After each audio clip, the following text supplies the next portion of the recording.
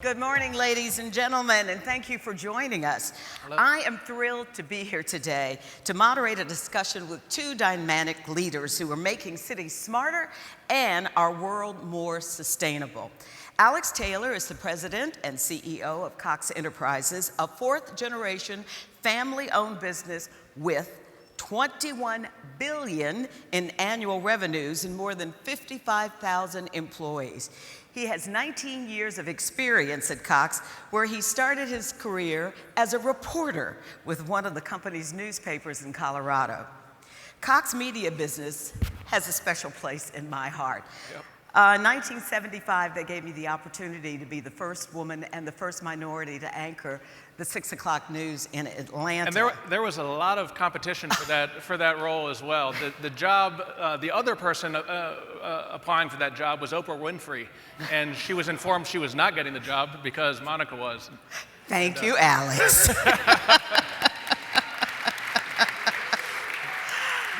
But I will say at one of the events with Oprah, maybe she was retiring from ABC, or I can't remember what the event was. You said something for her, and she sent something in for your retirement, and she said that really stung, you getting that job. But I think things worked out well for both of us. I think so too. And the other person who was up for the job was Jane Pauley. That's right. Who knows what might have happened?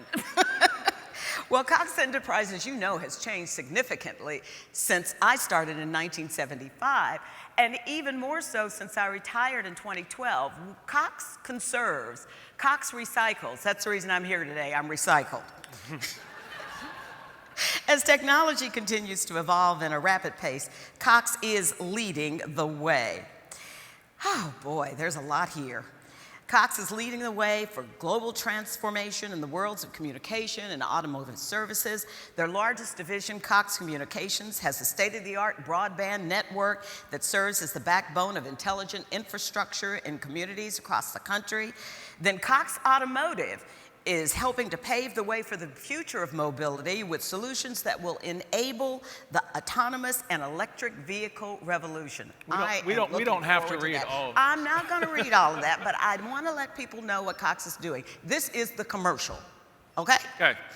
And Cox's legacy of trusted independent local journalism is carried forward by Atlanta Journal-Constitution, which is the essential element of Atlanta's smart city ecosystem.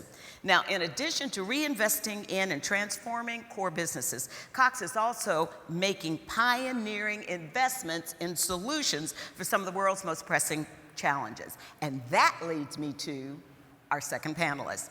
One of those investments is in Carbon Lighthouse, which is led by CEO Brenden Millstein. Brenden is an engineer. He's also a jazz musician, plays the saxophone. He's a graduate of Harvard and Stanford who has built a career and now a business in applying technology to improve sustainability.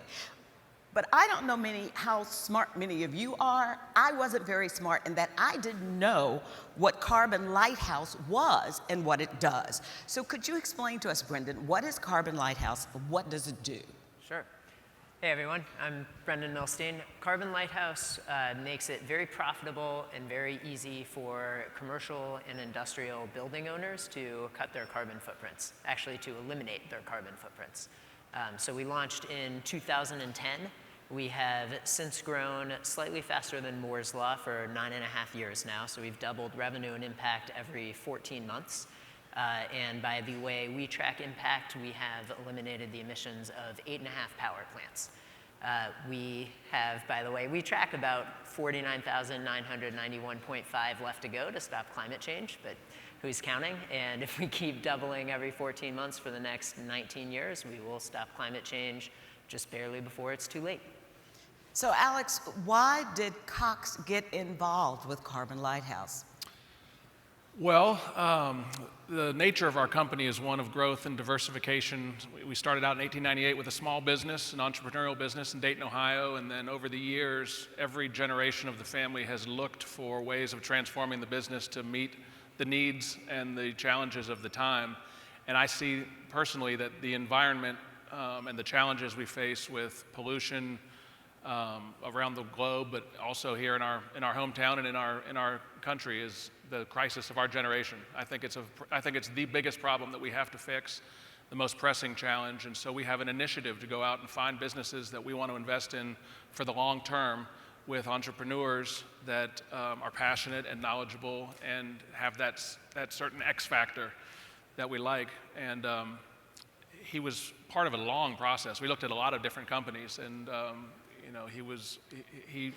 he has a great mission. He's personally passionate. He's personally invested. His own life is not life, but his own investment and job are tied up in this. He's not just an investor. He's running the business, and that's inspiring. And he's a great guy. Well, when you look at buildings, most of us don't think about them having a carbon footprint. Well, I think something that we learned in talking with you is that commercial spaces account for a big percentage of pollution. Yeah, 30% of US carbon emissions come from commercial and industrial buildings, and globally that number is actually a little larger, about 40%. So it's a huge individual source of carbon emissions in the world. And there's a particularly thorny reason it remains so, which is 70% of commercial and industrial buildings are owned by one party and leased out to others. And so one of the things Carbon Lighthouse has been able to achieve is the ability to make all parties benefit. So our business model, we have a whole lot of tech and software to enable this, but the heart of the business model is for a building like this that we're in right now, we can take, call it $500,000 a year away from a power plant and split it with the landlord and building occupants and ourselves. And is that just air conditioning running throughout the night, lights remaining on? My engineers hate it when I describe it this way.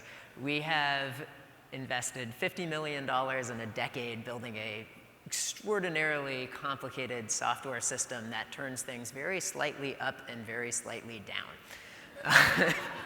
So what happens is, in a building like this, we might install, call it 500 different sensors in mechanical rooms, on the roof, a little bit in occupied areas. We stream all of the data into a central control system for the building, and then we link all of the pumps and fans and lights to that. And then as we get data from the light fixtures about occupancy in the building, it enables the building to make these little trade-offs of turning 2 fans up to help cool this room, but that would enable it to turn a bunch of pumps down, and net that would save 20%. And then 10 minutes later, the system will make a new automatic adjustment. So it's the same or even better experience inside the building, but 10 to 30% whole building energy savings less. This is like getting your car tuned up, but automatically in every 10 minutes. So Alex, when you looked at this building, because we want to conserve, but we also want to make money. So what did you see in what he's doing that could pay off in the end for everyone, the environment and the company? Well, there's so many companies out there. You've read about Solyndra and others that were big, promising businesses technologically, but the business model was broken in some fundamental way. And I was actually curious while Brenden was talking if he said, what is he's environmentally very passionate, but I didn't know if you would say if that is your driving force or if capitalism is your driving force, that it actually makes financial sense to do this. And I'm sure it's a mix of both, but the thing we liked about him is it's not just, he's not just a idealistic entrepreneur. He's also a good businessman, and he's thinking about how to make this a profitable business, and he wants to make it a bootstrap company that funds itself and doesn't need to. The business model works, and he's really focused on that. So I don't know if he's more of a business person or an environmental person or just a good mix combination of both. But what would you say? Which would you? Are you driven by business or the environment or both? I am a very tree-hugging capitalistic. So what drives me and my co-founder, Raphael, so we were physics lab partners at Harvard together, but we actually grew up 5 blocks apart and have been best friends since we were 4 years old, which has been really fun. And for us, we both started the company. The mission is to stop climate change. That is what drives us. That is what informs every single thing we do. There are $7 trillion per year spent on fossil fuels.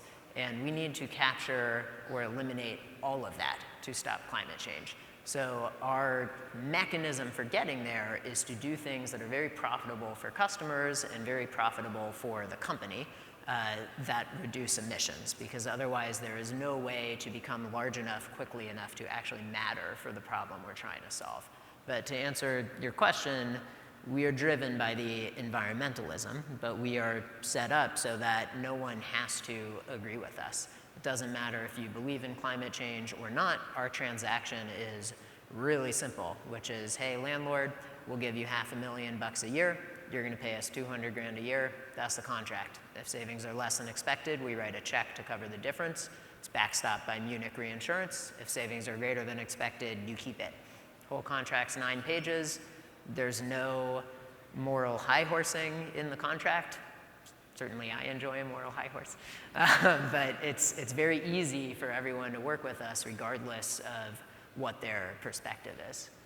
But for Raphael, for me, for the 110 of us in offices all over the country, it's very much about stopping climate change. That's the driving force. And that's what you are very involved. That kind of an answer is great for me, because it starts with a purpose, and the purpose is to eliminate, to stop climate change. It's a huge undertaking. It's a BHAG, but it's not without a financial and economic underpinning. So he's building a business that will work, but it has a purpose behind it. And I think in today's day and age, with such a lack of trust between institutions, people, and government, and corporations and people, there has to be a purpose behind what you do. Otherwise, it's just not going to last very long. And so, we're a purpose-driven company, and part of what we want to do is attack the issues around the climate and sustainability.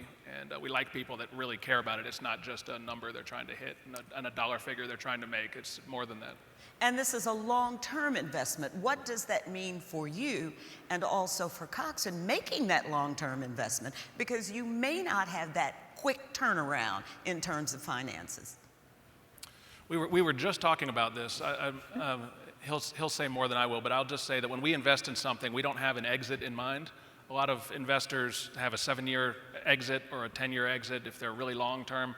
Ideally, this would never be an exit. It would be an investment into a company we believe in, and it'll turn into a gigantic operating business that makes money for a long time and captures that $7 trillion of investment into fossil fuels.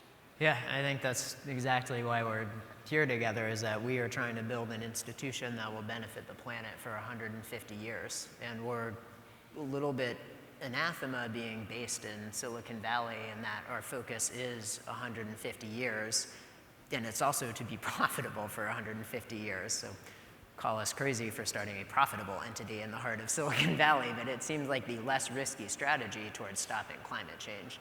And so we are not doing a growth at all cost approach. We have been growing the company, it's 88% growth year over year for 9 years. Sounds fast, but to us it feels very slow, but we're trying to do it right so that it can be sustainable for a century and actually stop climate change. And so to have partners that are interested in good growth, but smart growth, tackling a massive global problem so that we are free to spend 20 years getting to a place that actually matters at a global scale is exactly what we want and why we're all here. When you look at the cities you're in, and please tell the audience how many cities you're involved in, because one of the first questions I ask, when's he going to come to the Cox buildings? You're not here yet. But explain where you're working now and what kind of return on investment you've seen. Sure. We are very effective in Hawaii, in California, and in the DC through Boston corridor. So we're not here in Atlanta with Cox, although Cox does have buildings in Southern California and the Mid-Atlantic as well that we're exploring together. We will come to Atlanta, just give us a little time. The plan for the next 2.5 years, so right now we have offices in Honolulu, LA, San Francisco, and New York. Plan for the next 2.5 years is to open Boston, Washington, DC, Miami, Chicago, Dallas, and Denver, as well as Atlanta. That puts us within about a 4-hour drive of 85% of the population of the US. Technically, no one wants to drive from Dallas to Houston, so we probably need 2 offices there. But that's the geographic expansion plan. The return for investors has been very favorable. So our valuation has scaled like our revenue, which has been doubling every 14 months. So that's been good. So what I'm curious about, and I should have asked this in the beginning, how did you two connect? I went to... This bromance began. This romance began at the end of 2008. I went to business school with Alex's cousin, Jamie, and he introduced us to Cox in 2012 with the hope that we might be able to sell to them and help cut CO2 emissions in their buildings directly. I had absolutely no idea what I was doing sales-wise at the time. I'm a physicist by training and also by soul, so there's a bit of a learning curve for me there in sales. And so we failed miserably, but we stayed in touch, and more recently the Cox team reached out. We'd been keeping in touch and keeping tabs, and by then we had learned how to talk to people and had, I think at that point, 8.5 years of track record, and that led us to today. I'm curious if you have a different perspective. That's exactly it. So Alex, how... Never try to improve an answer from a physicist. That's perfect. So Alex, why is sustainability becoming a must-have feature for investors? Well, if you look at investing globally, more and more ESG, environmentally and social governance investing has become maybe the fastest single growing category of where money is flowing into. It's a topic of interest, and it's because by 2050, the global population could be approaching 10 billion people, and smart people can do the math and understand that you would need 3 Earths to have enough raw natural resources to provide those 10 billion people with the lifestyle that they enjoy today. And that's obviously not going to happen. So we either need to cut our consumption of resources or use them more effectively or go into space, which some people are working on. I actually was just in Seattle and saw Jeff Bezos's Blue Origin rockets yesterday. You going? I'm not going to get in one of those things, but there's a lot going on. It's a secular shift into this space, and so I think it's got all the right characteristics of things we should invest in. It's also something I'm just personally passionate about. Since I was a kid, you will find me out in the woods doing something out in nature, and the things that personally just get me are seeing a cigarette butts. When I'm out in a beautiful place on a river and just see trash, pollution. And when you look at it at scale, it's terrifying. We had our Cox Automotive had their sales team on a sales incentive trip in Portugal, and they went and cleaned up. They did a community service event and cleaned up the beach. They picked up 6,000 cigarette butts, and in addition to many, many thousand pounds of trash. But I don't think the locals there mean to do that. It's just there's not enough thought going into protecting our world. Those cigarette butts go out into the ocean, turtles eat them, turtles die. Lots of things eat trash and die. We just have to clean up this world. It's something I'm wildly passionate about, and I know that someone is going to be doing this, and I hope it's going to be us. I hope this is, in the years ahead, I hope this is a major success story for our company. Well, when we look around at what we hear now in news reports in many instances, a lot of people don't believe in climate change. A lot of people are saying, bosh. What will it take to make sustainability more centric and central, not only to investors and businesses, but also to just the common person? Who wants to tackle that one? I'll let you start. All right. This is actually something I'm really hopeful about. So the majority of our clients are commercial real estate investors, which is a segment of the economy that is pretty conservative by tradition. And conservative here means both with regards to risk aversion, just from general business practices, and also with regards to political ideology. And I would say our approach has been designed so that everyone can work with us regardless of belief, but that actually hasn't mattered. Almost, people are pretty smart, they know what's going on. Like Houston is an oil town, that's only gonna have so many once 100-year floods every 2 years before people get it. And like, that's already happening, people are pretty smart. And then the other thing that's going on that makes me so hopeful is if you are looking at numbers that are even 3 years behind, you're hopelessly out of date in terms of what the financials are. So to put specifics behind this, we started the company in 2010. The only thing cheaper than fossil fuels on an unsubsidized basis back then was energy efficiency. The cost of solar has come down by 80% since then. So this is the 80%, like that's an easy number to say. This is the ability to buy a sweet $40,000 pickup truck for $8,000. That is categorically different in terms of the ability to access a truck.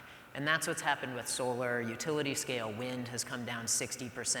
Batteries in 2010 were literally catching on fire. Now they're almost cheap enough to be putting in most commercial buildings. So the world has totally changed in the past decade, where we don't need to make trade-offs. We don't need to balance having a world all our kids can live in. Alex has young kids, I have young kids. I would like for them to have a planet that is not constantly bombarded by floods and fires and tropical diseases that are related to mosquitoes, expanding northward as stuff gets hotter. And we don't have to make those trade-offs. We can have both. It is cheaper than fossil fuels to use renewable energy. There's no more trade, it's just smart investing. And we're at a place in society now that is very different than a decade ago, where we can harness the speed and efficiency of capitalism and use it to actually save the one planet we have.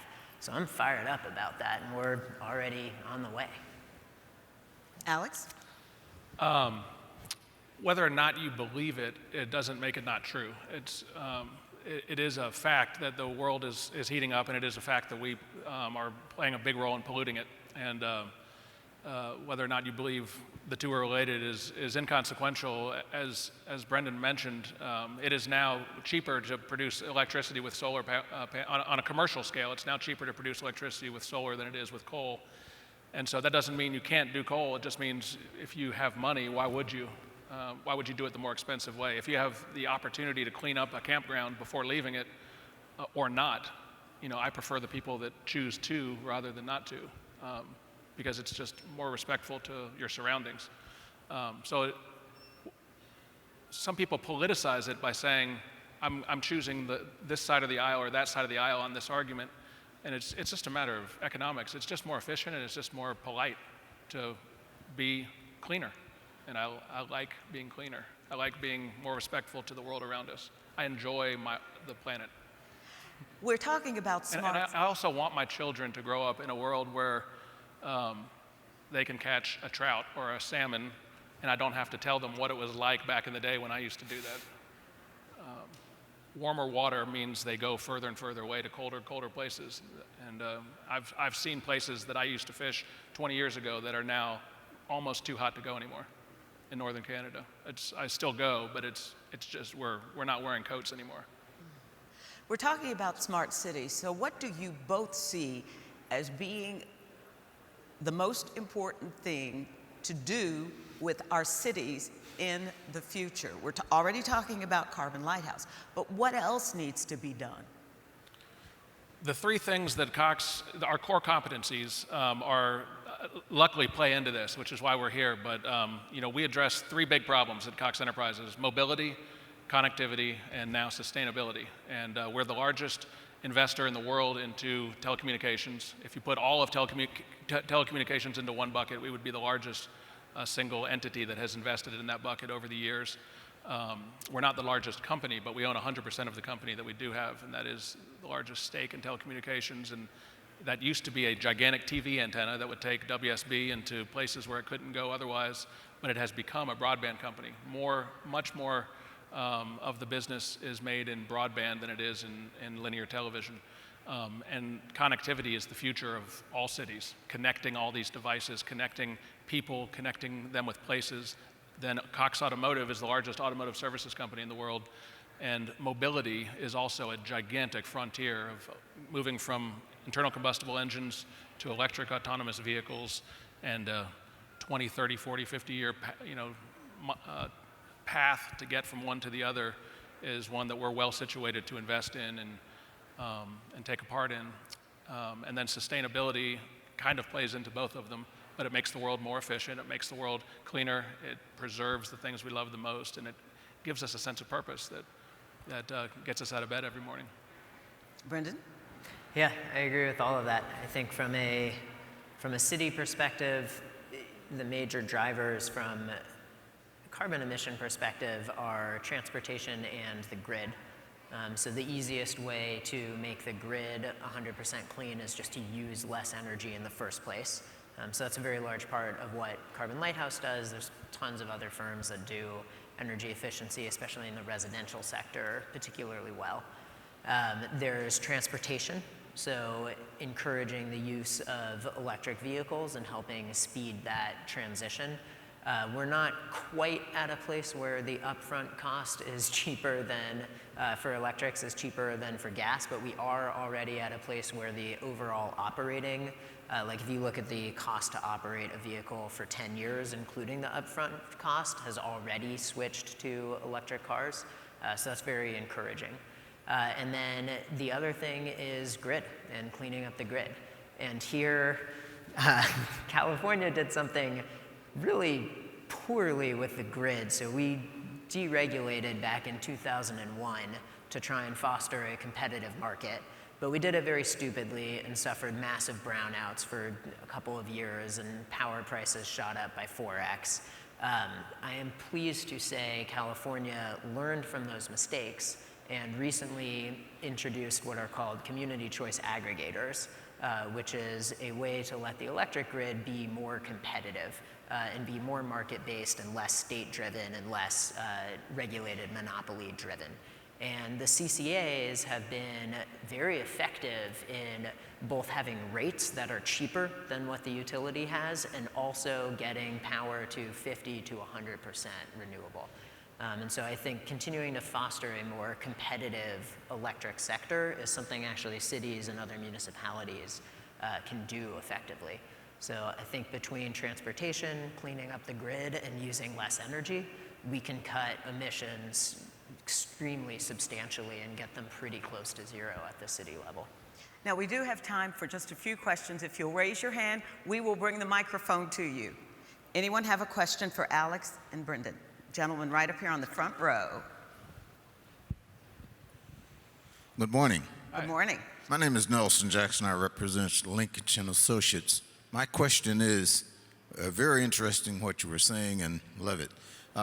As far as growth and your marketing at getting to your end goal, do you use teaming partners in various cities? I've had LASIK, so these lights, and I can't see if you're looking at me or Brenden. Is this a question for me or Brenden? Either who will answer it. Go ahead. I also couldn't hear the question. I'm sorry. It's echoing. I missed the last 3 words. Have we used what to partner? Will you be in the future utilizing teaming partnering firms to get your message out and grow the firm? Yeah, absolutely. So we work with a number of partners already. One of the cool elements at Carbon Lighthouse is what's called our Building Innovation Group. And so they are a team of engineers that are constantly scanning industry, academic labs, and government labs for every new possible way to cut energy use cost effectively in buildings. And so when they find something, then we can incorporate it in our platform so it can be applied to all buildings. And so we are constantly looking for new partners and working with new partners, from the grounds up, and then also partners like Cox Communications. So we are all, or Cox Enterprises, we are all here talking with our partners on investment who are helping us grow the firm, who are providing much needed expertise, much needed capital as well, so we can keep up with our hiring needs.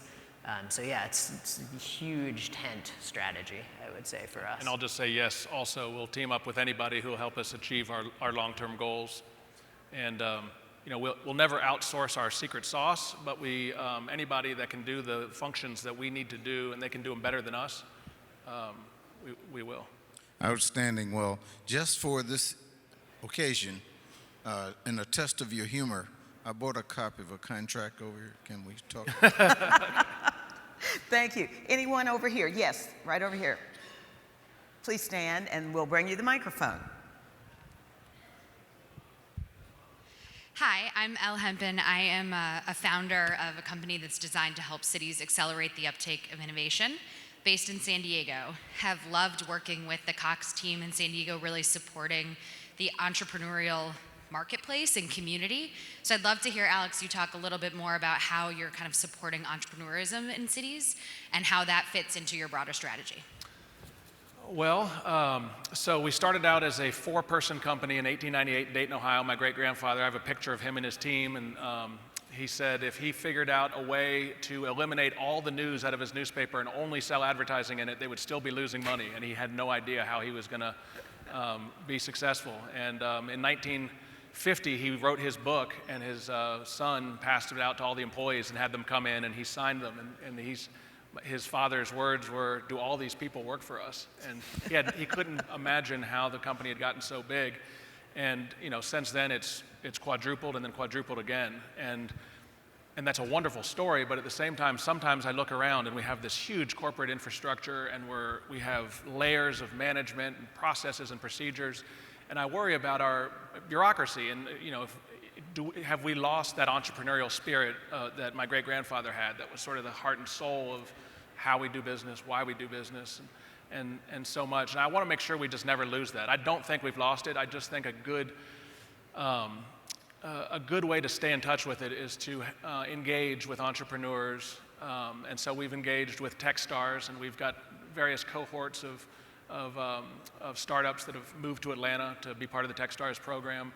And we have a variety of programs that we're involved with that try to connect us with smart entrepreneurs that have a huge purpose mind to them and a great business and a great future. And if we live in a hometown that has a big startup scene, it's just a better hometown. More people are going to want to move here. More people are going to want to live here.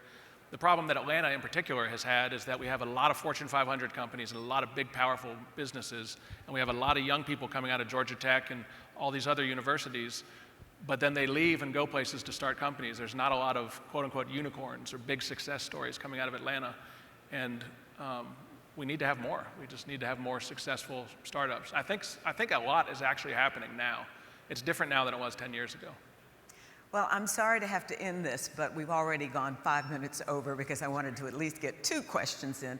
Thank you very much, Alex. Thank you, Monica, for coming and doing this with us. My pleasure. You're the worst retiree ever. You keep working. I failed at retirement. I gave up. Thank you all for being here very much.